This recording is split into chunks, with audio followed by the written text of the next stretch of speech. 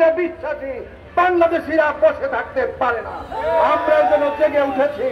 আমরা বর্তমান সরকারকে বলতে চাই, ভারতের আগ্রাসনের বিরুদ্ধে বাংলাদেশের সমস্ত ডানপন্থী, বামপন্থী, ইসলামপন্থী, সমাজতন্ত্রী সব আপনার কাছে গিয়েছে। আওয়ামী লীগ এবং আওয়ামী লীগের দোসর খুনি জাতীয় পার্টি ছাড়া বাংলাদেশে অন্য কোন দল আর আওয়ামী লীগ এই ভারতের পক্ষে আর কেউ নেই।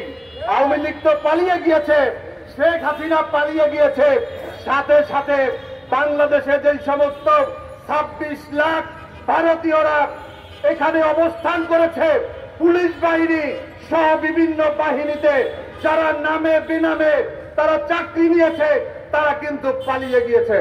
আমরা দেখেছি পুলিশের অসংখ্য পুলিশ সদস্য তারা চাকরিতে তারা যোগদান করেনি। তারা যোগদান করবে কিভাবে? তারা তো ভারতীয় নাগরিক ছিল।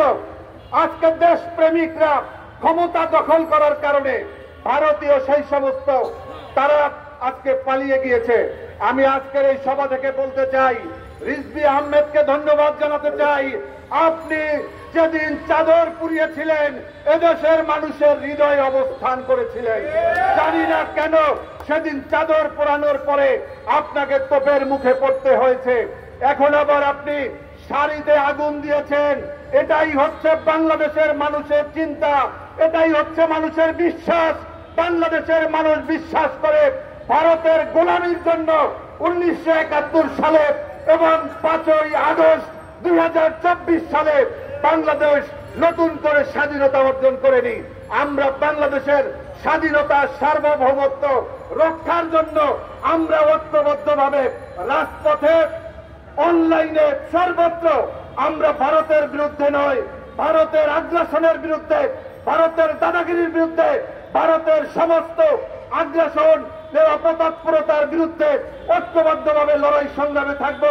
আপনাদের সবাইকে ধন্যবাদ জানিয়ে আগামী দিনের সমস্ত ভারতীয় আগ্রাসন বিরোধী সংগ্রামে সামিল হওয়ার আহ্বান জানিয়ে আমার বক্তব্য শেষ করছি। বাংলাদেশ জিন্দাবাদ, বাংলাদেশ লিবার পার্টি জিন্দাবাদ, জিন্দাবাদ। এই পর্যায়ে সমাপনী বক্তব্য রাখবেন গণ অধিকার পরিষদের সংগ্রামী আহ্বায়ক, সেনাবাহিনীর অবসরপ্রাপ্ত কর্নেল মিয়া মোহাম্মদ মশিউজ্জামান। তার বক্তব্যের পরে আমাদের গণমিছিলটি শুরু হবে। বিসমিল্লাহির রহমানির